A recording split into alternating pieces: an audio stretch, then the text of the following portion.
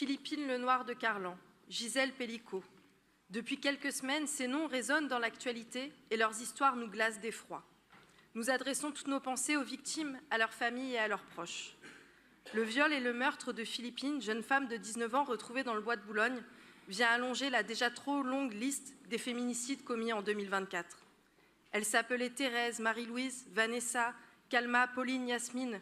Et parfois, nous ne connaissons même pas leur nom, comme ces 2 féminicides ayant eu lieu à Paris, au cœur de l'été, dans l'indifférence. Nous voulons rendre hommage aujourd'hui à toutes celles qui ont été tuées parce que femmes, à toutes celles qui subissent la violence et la domination patriarcale parce que femmes. Ce n'est pas une question d'OQTF, ce n'est pas une question de nationalité ou de couleur de peau. Et au nom des communistes, je le redis avec force.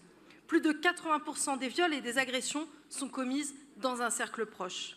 Le problème est systémique. Le problème, c'est celui de notre société tout entière, celui de l'omniprésence de la culture du viol. Et c'est un des enseignements puissants que nous tirons du procès des viols de Mazan. Des dizaines et des dizaines d'hommes se sont livrés à des viols en pensant le faire en toute impunité.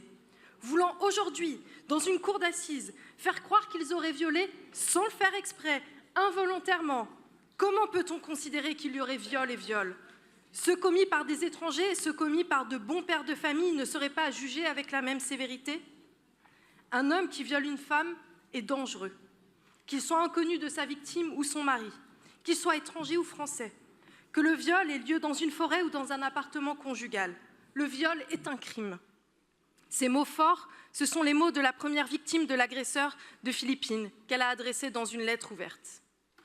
En 3 ans, à Paris, 63% de plaintes en plus ont été enregistrées, mais sans aucun moyen supplémentaire. Et nous avons besoin d'un engagement fort de l'État, de moyens policiers et juridiques. Trop de plaintes sont encore classées sans suite, plus de 90%. Nous avons besoin de mettre fin à la culture du viol, de renforcer l'éducation à la vie affective et sexuelle, de renforcer le suivi et les prises en charge psychiatriques. Nous avons besoin d'un changement de société fort. Comment est-ce possible qu'un rugbyman, Hugo Oradou, poursuivi en Argentine pour viol, ait retrouvé les terrains du top 14 en toute impunité? La honte doit changer de camp. Madame la maire, à Paris, nous n'avons pas attendu pour être moteurs sur ces questions.